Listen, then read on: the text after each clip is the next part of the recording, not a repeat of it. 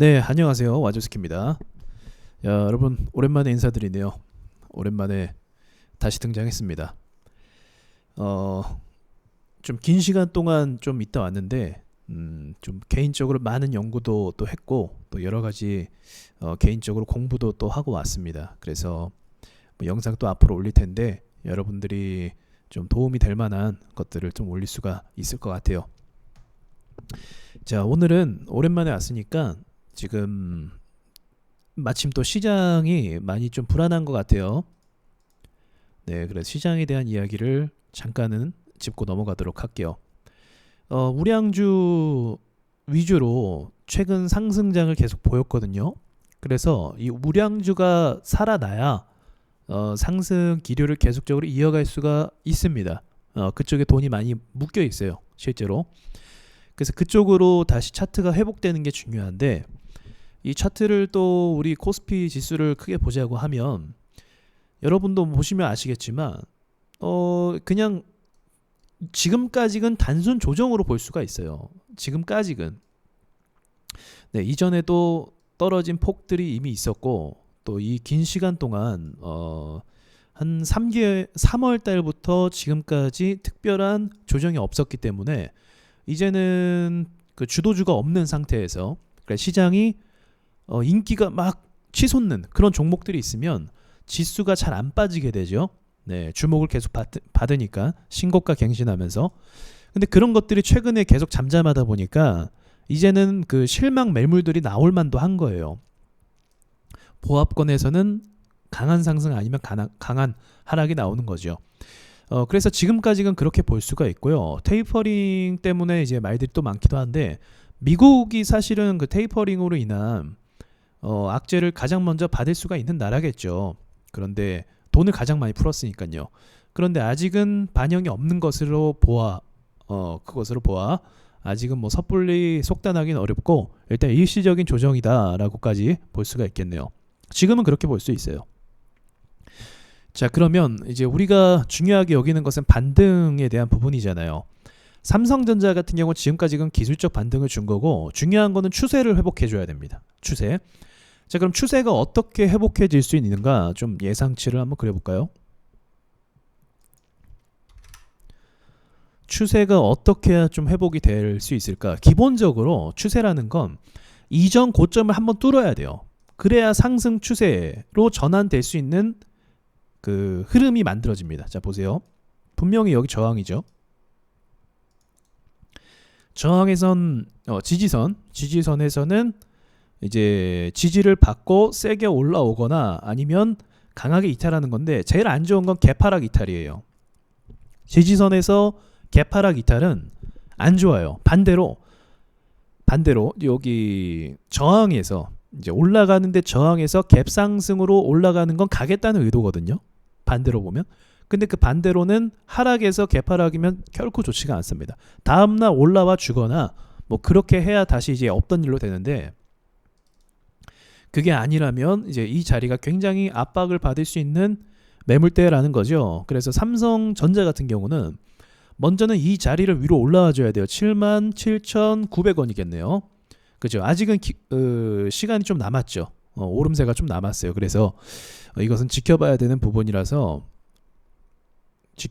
부분이고, 이 구간을 어떻게 뚫어야 되는가, 일반적으로는 강하게 뚫게 되어 있습니다. 갈 거면 세게 뚫을 거예요. 세게 뚫을 거고, 그 다음 추세가 상승으로 전환이 되려면 83,200원 있죠. 맞나요? 83,300원 이 위로 가격이 올라와 주면 이제는 여기서 상승 전환으로 갈 수 있는 기회가 열리게 됩니다. 안 그래도 지금 조정이 8개월 정도 고점 찍고 계속적으로 조정을 받고 있어요. 이제 8개월 정도.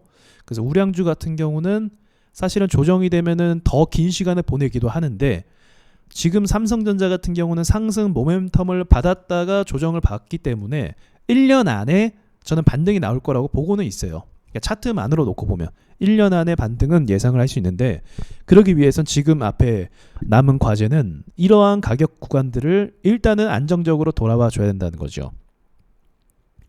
이해되셨죠? 네, 그래서 삼성전자가 지금 시장을 주도하고 있기 때문에 이 구간으로 먼저 들어오는 것이 1차적 숙제가 될 것 같습니다. 하이닉스 같은 경우는 생각보다 더 많이 밀렸어요. 현재 조정받는 게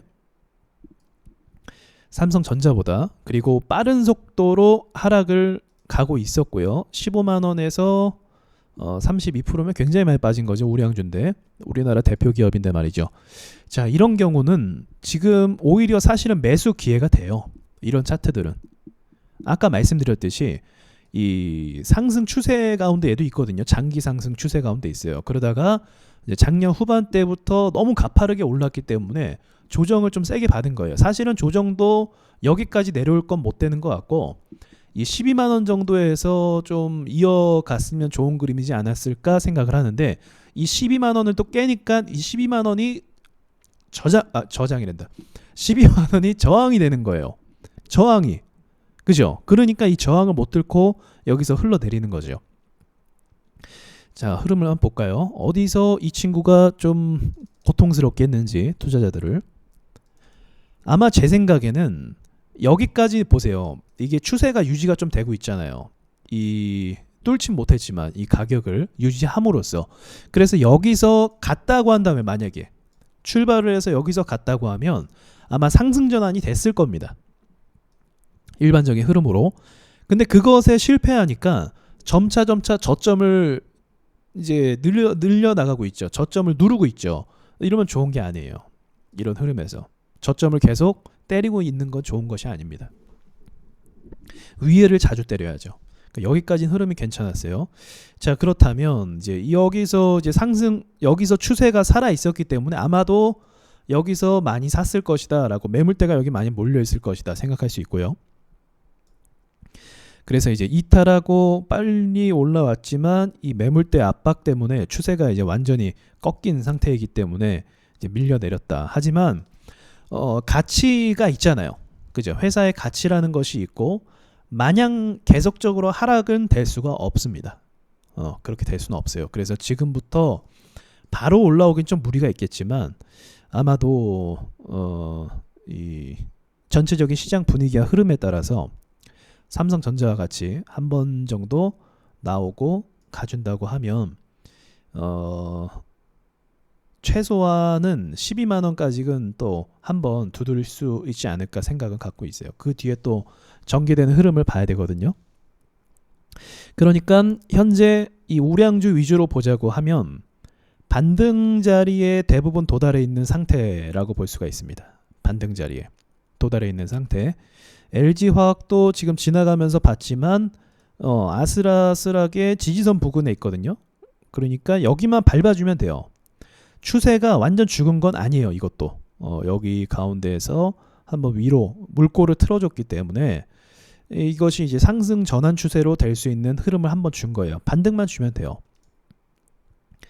얘는 이제 신고가 보고 있고, 그리고 현대차, 기아차도 조금 많이 힘들게 하고 있긴 하죠. 이전에 상승 흐름에서. 저는 이걸 또 보고 있어요. 이때 상승 있잖아요. 이것이 필시 세력들이 강하게 차트를 만든 것이 분명한데 의도적으로 이 한 방으로 끝낼 수 있다라고 보진 않아요. 그래서 이 힘을 기반으로 한 번 더 상승을 그릴 수 있는 가능성을 보고 있습니다.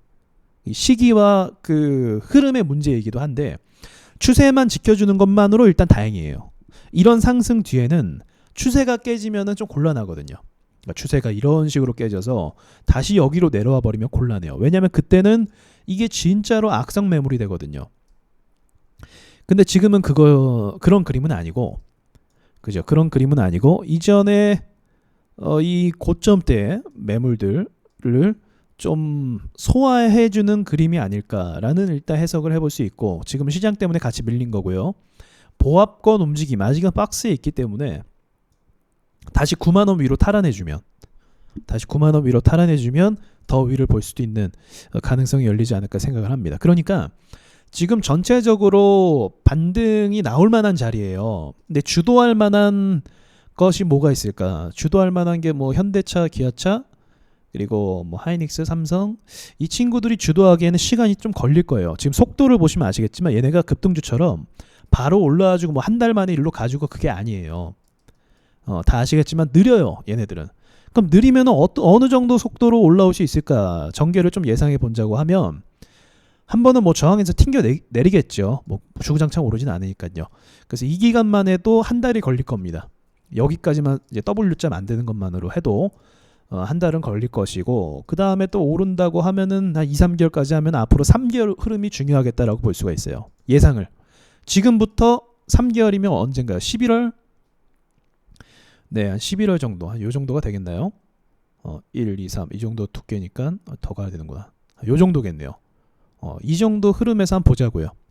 이때. 그래서 11월 달까지 차트를 잘 만들고, 그 다음에 11월 이후부터 제대로 된 상승이 추세가 전환이 되면 그때 이제 상승 시나리오를 좀 생각해 볼 수 있는 그 여지가 열리게 되겠죠. 하이닉스는 뭐 말할 것도 없고, 얘는 좀 삼성전자보다 빠른 편이에요. 움직임이 빠른 편이라서 회복도 아마 오르게 되면 템포 맞춰서 같이 빠르게 움직일 겁니다. 그러니까 만약 반도체를 투자한다고 하면 하이닉스가 변동성이 조금 더 유리하긴 하겠죠. 하지만 하이 리스크 하이 리턴이죠. 빠른 만큼 떨어질 때도 빠를 겁니다. 그런 부분을 참고할 수 있겠고, 현대차, 기아차도 여기까지 올라오려면 수개월은 좀 걸릴 겁니다. 그러니까 제가 봤을 때 앞으로 3, 4개월 흐름에 지금부터 꾸준하게 보합장 이상의 상승 기류로 가면 시장이 상승 방향으로 이제 물꼬를 틀 수 있는 길이 열린다라고 보고 있고, 만약에 지금 3개월, 4개월 지나도 계속 이런 흐름이면 흘러내리는 가능성이 많습니다. 왜? 실망 매물 때문에요. 아, 이제 시장에 별 볼 일 없구나. 장기 투자를 뭐 2, 3년 계속 가지는 않잖아요. 상투권에서. 무슨 말이죠? 비싸진 가격에서 지금 어쨌든 코스피가 비싸진 가격에 있잖아요. 그죠? 비싼 가격에서 계속 장투하는 사람은 거의 없어요. 바닥에서 보합에서 장투하는 사람은 많죠.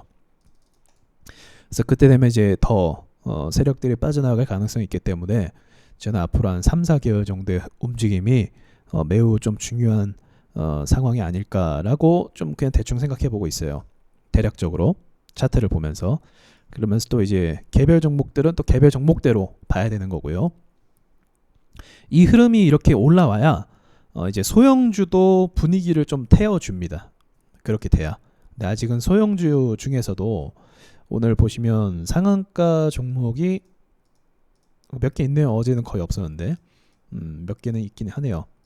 상승이 오늘 좀 고통스러운 게 좀 많기도 했었는데, 아무튼 이런 식으로 지금은 제가 말씀을 드릴 수 있겠고, 다음에는 소형주 이야기를 좀 해보도록 할게요. 소형주들도 지금 저점으로 매수 들어갈 수 있을 만한 것들이 사실 굉장히 많거든요. 뭐 손절을 기준을 잡고 하긴 하더라도 지금처럼 많이 밀리고 좀 저렴해진 가격에서 또 살려는 사람들도 꽤 많이 있거든요. 그러니까 지금 시장이 정확한 악재가 뜬 것이 아니기 때문에 너무 기 눌리진 마시고요. 일단 지금 상황에서 좀 할 수 있는 최선의 분석을 해보시는 것이 좋지 않을까 생각합니다. 자, 이상 마치도록 할게요.